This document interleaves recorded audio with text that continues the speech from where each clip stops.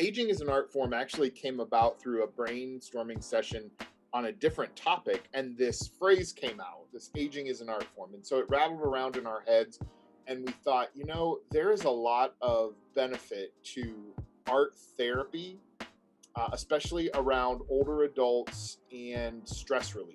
And so what we thought initially was, why don't we try to harness the creativity of older adults in the community along with getting information out about supporting yourself in later life in the community so you can live the way you want to live. We were able to find trainers who were comfortable adapting to an online format, and got some really amazing art out of it. And what we realized was not only was it still providing stress relief for older adults and caregivers, but it was also reducing isolation because they got to be in class together and share what their little nuthatches looked like, and laugh about if it was good or bad, or as I like to call my art, if it was good or bad or abstract.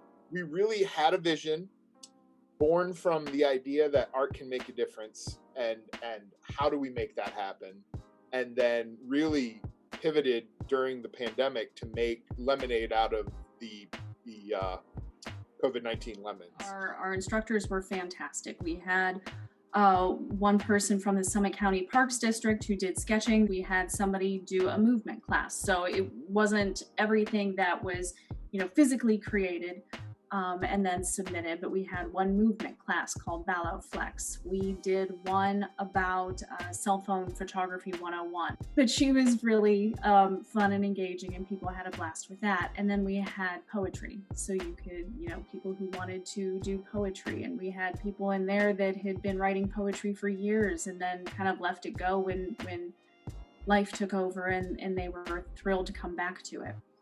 And they had a ball. And where we'd like to take that is still at this point, still continue classes, do another round online, see if we can get a few more instructors, a few more different class types going, a few more people that maybe we didn't reach before as far as participation.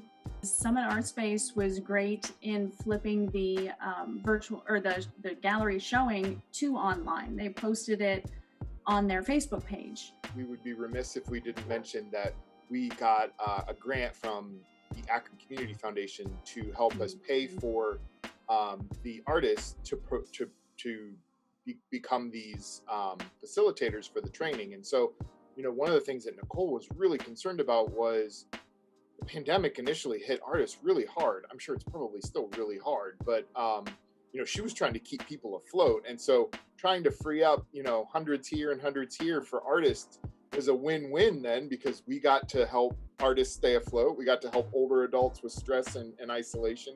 We got to learn how to draw nuthatches, which mine is around here somewhere. If you can teach me how to draw the bird, anybody can learn how to do it, and had a really great time. It was a lot of fun. I think that, one of the things that we really learned about it too was that virtual probably isn't going to be for everybody. Some people weren't comfortable with it, but I don't want to lose it either. I could definitely see aging as an art form being aging as a virtual art form as well as aging as a regular art form. So I think that we've got a lot of room to kind of grow.